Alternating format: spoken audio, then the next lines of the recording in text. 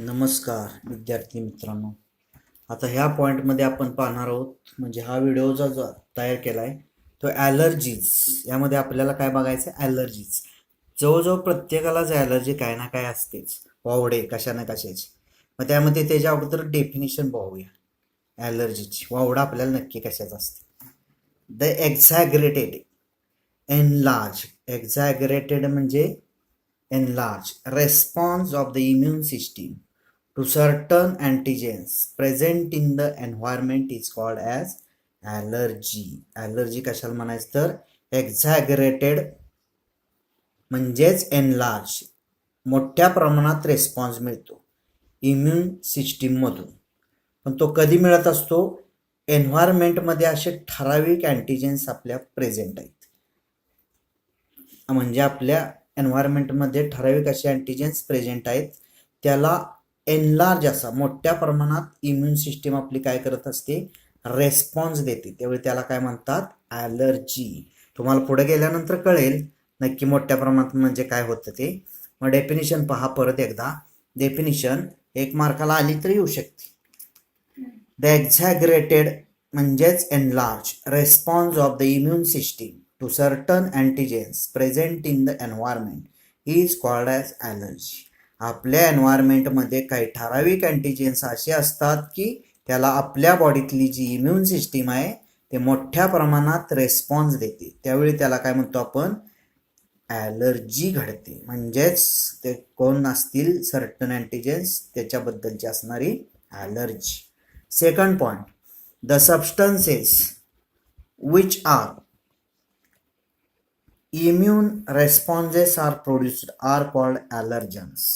मग ही जी ॲलर्जी आपल्याला प्रत्येकाला घडत असते, ते जी घडवायचं काम करते ते कोण करत असतं? तर सबस्टन्सेस. आपल्या एन्व्हायरमेंटमध्ये काही असे सबस्टन्स आहेत ते काय घडवून आणतात? Which are immune response. ते इम्यूनला रेस्पॉन्स करतात आणि प्रोड्यूस करतात रेस्पॉन्स तयार करण्यासाठी. ते जे सबस्टन्स असतात त्यांना काय म्हणतात? ॲलर्जन्स. म्हणजे सेकंड पॉईंटमध्ये the substances which are immune responses are produced are called allergens. म्हणजे ठराविक असे सबस्टन्स आहेत जे इम्यून रेस्पॉन्स आपल्या बॉडीमध्ये प्रोड्यूस करण्याचं काम करतात, त्यांना ॲलर्जन्स म्हणतात. एक्झाम्पल त्यामध्ये mites in dust, pollens, animal dander etcetera. Mites in dust म्हणजे लहान लहान वस्तू आपल्या डस्ट पार्टिकल्समध्ये असणाऱ्या किंवा एखादा लहान लहान जीव आपल्या धुळीत असतो. पोलेन्स पराग. ॲनिमल डॅंडर म्हणजेच जर जनावरांच्या गोट्यात तर तुम्ही गेला तर तुम्हाला तो ॲनिमल डॅंडरनं ॲलर्जी होऊ शकते. म्हणजेच जनावरांच्या बॉडीवर असणारा कोंडा, त्याला काय म्हणायचं? Animal dander. म्हणजेच एक्झाम्पल काय? Mites in dust, pollens, animal dander etcetera. Third point, the antibodies produced to these are of IgE type. मग यामध्ये अँटीबॉडीज प्रोड्यूस होतात. कोणत्या अँटीबॉडीज प्रोड्यूस होतात? IgE टाईप म्हणजेच IgE नावाच्या अँटीबॉडीज प्रोड्यूस होतात. मग त्यामध्ये एक खाली नोट एक लिहून ठेवलेली आहे. IgE antibody only found in mammals, utilise against protozoan parasite. IgE नावाची जी अँटीबॉडी आहे, आपण पाहिलेले आहेत वेगवेगळ्या प्रकारच्या अँटीबॉडी, त्यामध्ये IgE नावाची जी अँटीबॉडी आहे हे आढळते कुणामध्ये? फक्त मॅमल्समध्ये. आणि मॅमल्स ती कशासाठी युटिलाइज करते? तर अगेन्स्ट प्रोटोझॉन पॅरासाइट. प्रोटोझॉन पॅरासाइट जे असतात त्याच्या विरुद्ध लढण्यासाठी आपण जी वापरतो ती अँटीबॉडी कोणती असते? IgE नावाची अँटीबॉडी. म्हणजेच त्यामध्ये third point, the antibodies produced to these are of IgE type. म्हणजेच IgE antibody only found in mammals, utilized against protozoan parasites. Next, fourth, symptoms of allergy are. मग तुम्हाला त्या ॲलर्जी माहित आहे, प्रत्येकाला काय ना काय ॲलर्जी असते. मग त्यामध्ये लक्षणं काय दिसतात बघा. सिम्पटॉम्स ऑफ ॲलर्जी आर स्नीजिंग, एखाद्याला शिंका येतात. वॉटरी आयज म्हणजेच धुलीकण डोळ्यात गेले किंवा धूर जरी गेला तर आपले आयज कसे होतात? वॉटरी, म्हणजे डोळ्यातनं पाणी वाहते. रनिंग नोज, हे काय आता तुम्हाला सांगायला नकोच वेगळं. रनिंग नोज, नाकातून पाणी वाहतं जर आपल्याला एखाद्या सबस्टन्सची ॲलर्जी असेल तर. अँड डिफिकल्टी इन ब्रिदिंग, हा हे सगळ्यात महत्त्वाचं आहे. असे काय ॲलर्जन्स असतात की त्याच्यामुळे आपल्या श्वास घेण्यास डिफिकल्टी होऊ शकते. म्हणजेच त्यामध्ये फोर्थ पॉईंट काय आहे, symptoms of allergy are sneezing, watery eyes, running nose, and difficulty in breathing. Next point, fifth, allergy occurs due to release of chemicals like histamine and serotonin from the mast cells. Allergy ही घडून येते, पण ती कधी घडते, आणि allergy ज्यावेळी घडते त्यावेळी ठराविक केमिकल्स रिलीज होतात. मग ते कुठून रिलीज झालेले असतात, तर मास्ट सेल्स रिलीज करण्याचं काम करते. कोणते केमिकल्स, हिस्टॅमिन आणि सेरोटोनिन नावाचे केमिकल्स. ज्यावेळी आपल्याला ॲलर्जी होते त्या काळात मास्ट सेल्स केमिकल्स रिलीज करते. ते दोन केमिकल्स महत्त्वाचे कोणते आहेत, तर हिस्टॅमिन आणि सेरोटोनिन. लक्षात ठेवा, याच्यावर सुद्धा MCQ येऊ शकतो. म्हणजेच fifth point, allergy occurs due to release of chemicals like histamine and serotonin from the mast cells. Next point, sixth, the patient is injected with very small doses of possible allergens and reactions studied. मग आता allergy एखाद्याला जर जास्त प्रमाणात असेल तर अशा पेशंटला डॉक्टरकडे घेऊन गेल्यानंतर, ॲलर्जी चेक करणारे काही ठराविक डॉक्टर आहेत त्यांच्याकडे जर गेलो घेऊन, तर ते पहिल्यांदा काय करतात, स्मॉल डोसेस. जर तुम्ही एखादा पेशंट बघितला असेल तर बघा, त्याच्या हातावर असे स्क्वेअर आखले जातात. त्या प्रत्येक स्क्वेअरमध्ये वेगवेगळा डोस दिला जातो. कशाचा, ॲलर्जनचा. मग त्या प्रत्येक स्क्वेअरमध्ये इंजेक्शन थोडक्यात ॲलर्जीचं केलं जातं. त्या पेशंटला इंजेक्ट केला जातो आणि त्याच्या रिॲक्शनचा स्टडी केला जातो.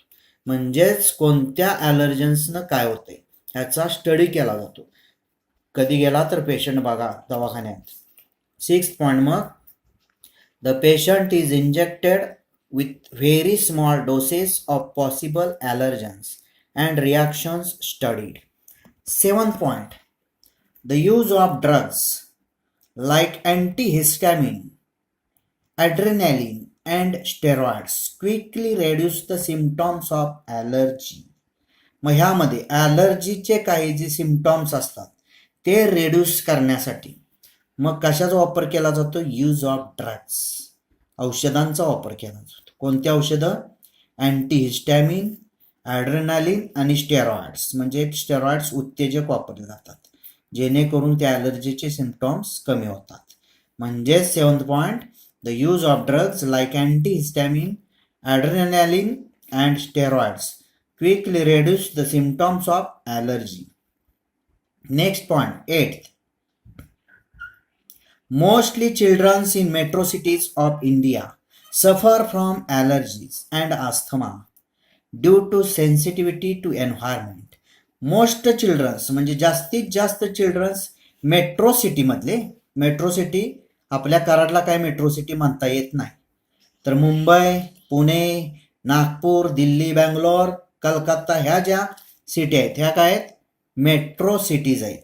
इथं जे राहणारी लहान मुलं आहेत ते सफर कशाला होतात, तर एन्व्हायरमेंटची सेन्सिटिव्ह असते त्यांना, सेन्सिटिव्हिटी, त्यामुळे ते ॲलर्जीला आणि अस्थमाला सफर होतात. म्हणजे त्यांच्यामध्ये ॲलर्जीचं प्रमाण आणि अस्थमाचं प्रमाण असतं. म्हणजे अस्थमा तुम्हाला माहीत आहे, अस्थमा मराठीत काय म्हणतात, दमा, बालदमा असतो बघा लहान मुलांना. म्हणजेच एट्थ पॉईंट काय, mostly childrens in metro cities of India suffer from allergies and asthma due to sensitivity to environment. Next, हा झाला ॲलर्जीचा पॉईंट. आता पुढच्या पॉईंटमध्ये पाहूया ऑटो इम्युनिटी. ऑटो इम्युनिटी म्हणजेच स्वयं प्रतिकार करणं किंवा स्वयं संरक्षण करणं. त्यामध्ये first point, it is memory based acquired immunity evolved in higher vertebrates. Higher वर्टिब्रेटमध्ये आपण येतो का रे मुलांनो, येतो. आपण हायर वर्टिब्रेटमध्ये येतो.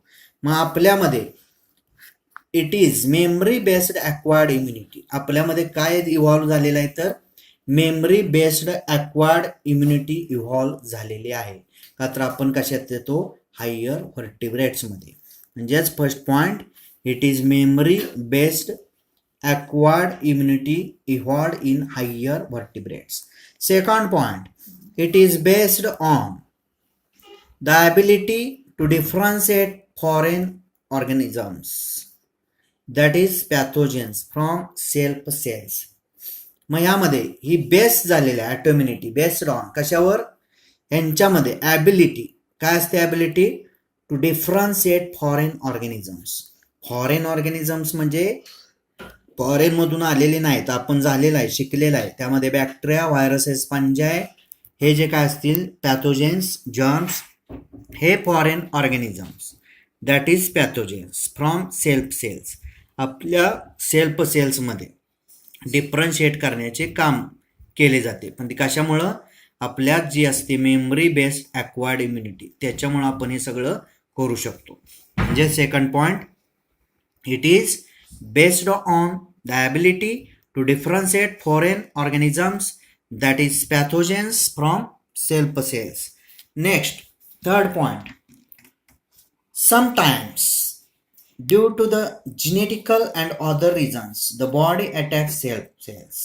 म्हणजेच त्यामध्ये काही वेळा अशी कारणं असतात जनुकीय जेनेटिकली अँड अदर रिजन्स इतर की काय काय रिझन्स असतात इतर असणारी कारणं.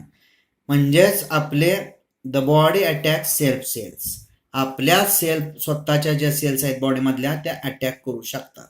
त्याला कारण काय तर जेनेटिकल आहेत आणि अदर रिझन्स आहेत.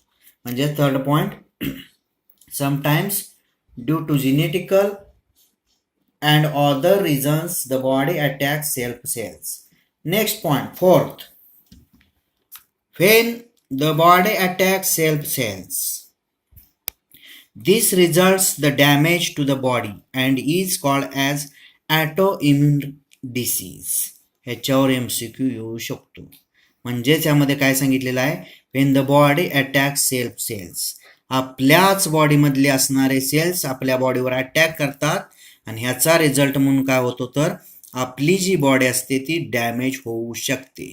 अशा डॅमेज होण्याच्या पद्धतीला काय म्हणतात ऑटो इम्युन डिसीज म्हणतात.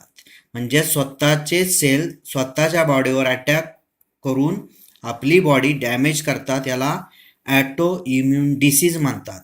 1 मार्क MCQ लक्षात ठेवायचं तयारच करून ठेवायचं. म्हणजेच फोर्थ पॉईंटमध्ये काय when the body attacks self cells this results the damage to the body and is called as autoimmune disease. आता त्यामध्ये फक्त एक एक्झाम्पल पाहूया. Example rheumatoid arthritis, Graves disease. Graves disease related with thyroid gland. त्यामध्ये rheumatoid arthritis. आर्थ्रिटिस तुम्हाला माहीत आहे locomotion and skeleton ह्यामध्ये आपण पाहिलेलं आहे. त्यामध्ये आर्थ्रिटिस म्हणजेच काय म्हणतो त्याला संधिवात. हे कशाचं एक्झाम्पल आहे ऑटो इम्युन डिसीजचं. नंतर ग्रेव्ज डिसीज हा कशाशी रिलेटेड असणार आहे थायरॉइड ग्लँडशी रिलेटेड असणारा डिसीज आहे. तोही कशात येतो ऑटो इम्युन डिसीज म्हणजे स्वतःच्या सेल्स अटॅक करून बॉडी डॅमेज करतात. धन्यवाद.